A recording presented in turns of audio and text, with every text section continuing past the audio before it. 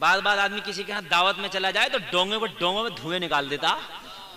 Four apple اے four apple پوری اے four apple جب زبان ہوا تو پھوڑ کے پھینک دیا ماں کو. Let's all together proclaim this nara.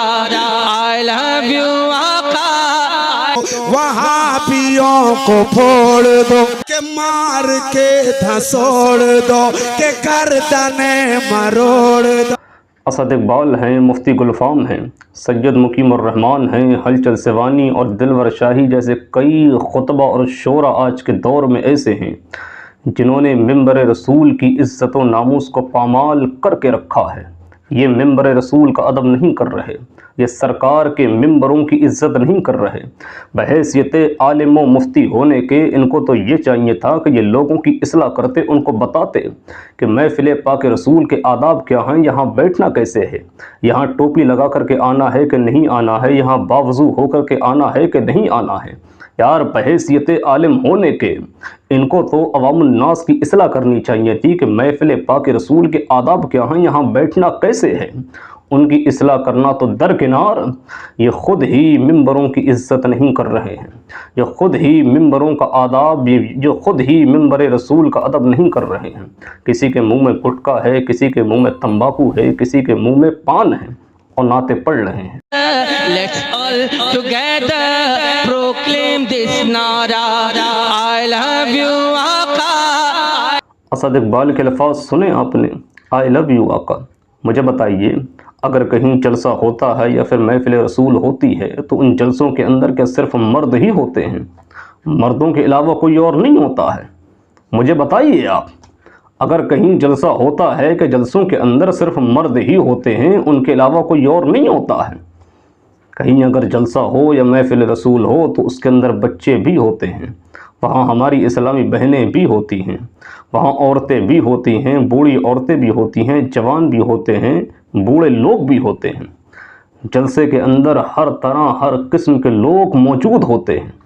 تو ذرا سوچئے، ایسا مجمع جہاں ہر طرح کے لوگ موجود ہیں، ہماری اسلامی بہنیں موجود ہیں، ایسے جلسوں کے اندر ایسا غیر مہذب اور مکروہ جملہ آئی لو یو بولا جائے گا تو ذرا بتائیے اس کا اثر کیسا ہوگا.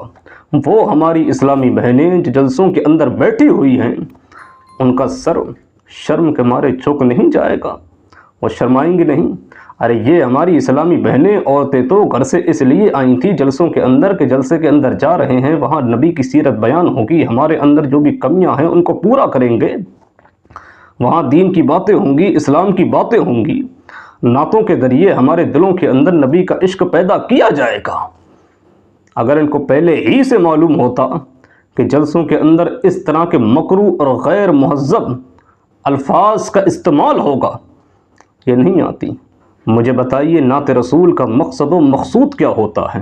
ارے نعت رسول کا مقصد و مقصود تو یہ ہوتا ہے کہ نعتوں کے ذریعے نبی کا عشق لوگوں کے دلوں کے اندر پیدا کیا جائے. ایسی نعتوں کے ذریعے نبی کا عشق پیدا ہوگا، ایسی نعتوں کے ذریعے نبی کی محبت پیدا ہوگی. حضرت شیخ محقق عبدالحق محدث دہلوی فرماتے ہیں، لوگوں اگر تم چاہتے ہو کہ تمہارے دلوں کے اندر نبی کی محبت پیدا ہو، نبی کا عشق پیدا ہو، تو اچھی نعتیں اچھی آواز والوں سے سنو. اگر سنو گے تو اللہ تعالیٰ تمہارے دلوں کے اندر نبی کی محبت پیدا فرما دے گا.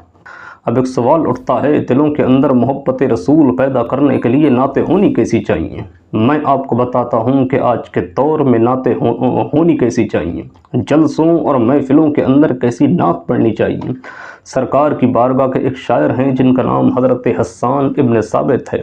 ایک کلام سرکار کی شان میں لکھ کر کے آئے ہیں سرکار کی بارگاہ میں. عرض کرتے ہیں کہ یا رسول اللہ ایک کلام لے کر کے آیا ہوں. آقا نے ارشاد فرمایا سناؤ. حضرت حسان ابن ثابت سرکار کی بارگاہ میں کھڑے ہو کر کے عرض کرتے ہیں وَآسَنُ مِنْكَ لَمْ تَرَ قَطُّ عَيْنِي، یا رسول اللہ میری آنکھوں نے آپ سے زیادہ حسین دیکھا ہی نہیں ہے. وَأَجْمَلُ مِنْكَ لَمْ تَلِدِ النِّسَاء، میری آنکھیں آپ سے زیادہ حسین دیکھتی کیسے، کسی ماں نے جنا ہو تو دیکھتی. خلقت مبرأ من کل عیب، یا رسول اللہ خدا نے آپ کو ہر عیب سے پاک بنا کر کے بھیجا ہے. کأنک قد خلقت کما تشاء، گویا کہ خدا نے آپ کو ویسا پیدا فرمایا ہے جیسا کہ آپ چاہتے تھے. اعلیٰ حضرت فرماتے ہیں کہ پھر کے گلی گلی تباہ، ٹھوکریں سب کی کھائیں کیوں، دل کو جو عقل دے خدا تیری گلی سے جائے کیوں، پیش نظر وہ نو بہار، سجدے کو دل ہے بے قرار، روکیے سر کو روکیے، ہاں یہی تو امتحان ہے۔ محفلوں اور جلسوں کے اندر ایسے کلام پڑھو، اگر ایسے کلام پڑھو گے تو جناتوں کا مقصد و مقصود ہے کہ دلوں کے اندر نبی کا عشق پیدا ہو۔ اگر یہ نعتیں پڑھو گے تو واقعتاً نبی کی محبت دلوں کے اندر پیدا ہوگی۔ میری ہاتھ چھوڑ کر کے بنتی کہ آج کے جلسوں اور محفلوں کے اندر بزرگوں کے کلام پڑھو، اس کا اثر بھی ہوگا اور نبی کی محبت بھی پیدا ہوگی۔ فور اے پال اے فور اے پال پوری اے فور اے پال جب زبان ہوا تو پھوڑ کے پھینک دیا ماں کو۔ بعض آدمی کسی کے ہاں دعوت میں چلا جائے تو ڈونگے میں دھوئیں نکال دیتا۔ ان مفتی صاحب کی تقریر میں نہ آپ کو قرآن ملے گا نہ حدیث ملے گی، ہاں ایک چیز ضرور ہے جو آپ کو ان کی ہر تقریر کے اندر مل جائے گی، اور وہ ہے چٹکلے۔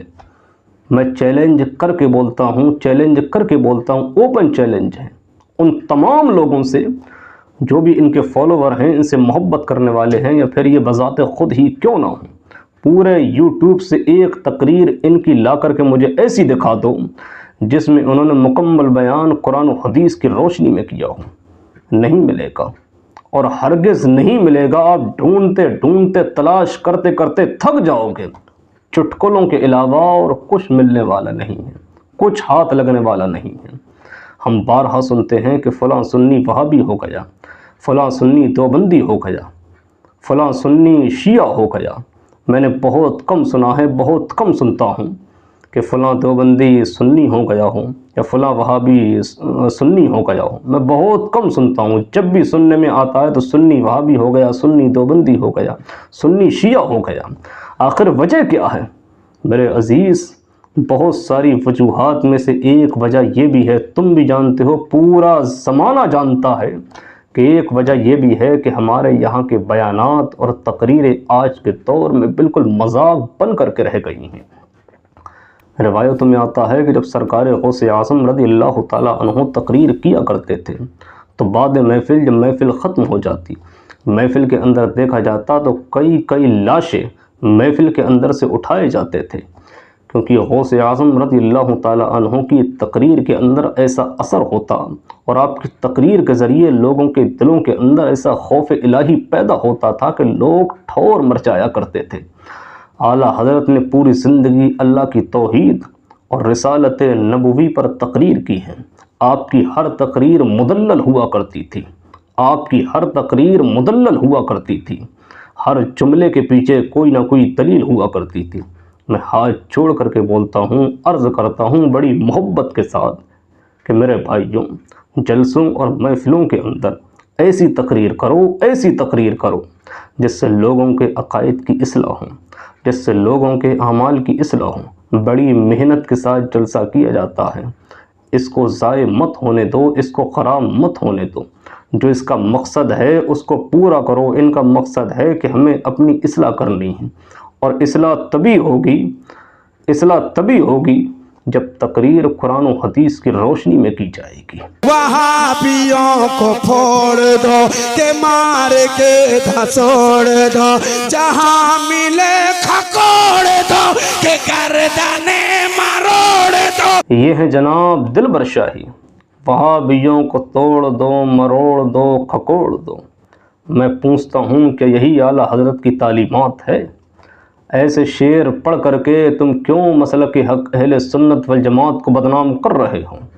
کیوں ایسے شعر پڑھ کر کے تم بریلویوں کو بدنام کر رہے ہو، مسلک اعلیٰ حضرت کو بدنام کر رہے ہو؟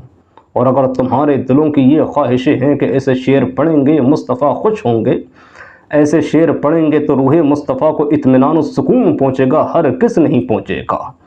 ایسے شعر پڑھ کر کے تم مسلک حق کو تو بدنام کر سکتے ہو، بریلویوں کو، مسلک اعلیٰ حضرت کو تو بدنام کر سکتے ہو، لیکن کسی کو فائدہ نہیں پہنچا سکتے ہیں۔ اور یاد رکھنا، یہ وہی لوگ ہیں جن کی نعتیں سن کر کے، جن کے ایسے الفاظ سن کر کے کہ وہابیوں کو توڑ دو، مروڑ دو، کھکوڑ دو، ایسے ہی الفاظ سن کر کے ہمارا سنی بھائی خیروں کی طرف مائل ہو رہا ہے۔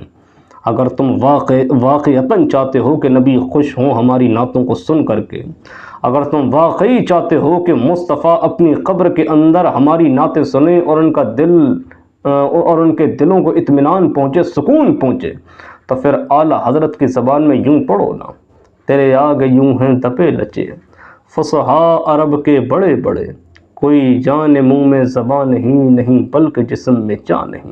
آخر میں ایک بات کہہ کر کے گزر جاتا ہوں کہ ہرگز اس ویڈیو کے ذریعے میرا مقصد کسی کا دل دکھانا یا دل آزاری نہیں تھا، بس درد دل تھا جو آپ کے سامنے رکھ دیا ہے۔ اللہ ہدایت عطا فرمائے، عمل کی توفیق بخشے۔ السلام علیکم ورحمۃ اللہ وبرکاتہ۔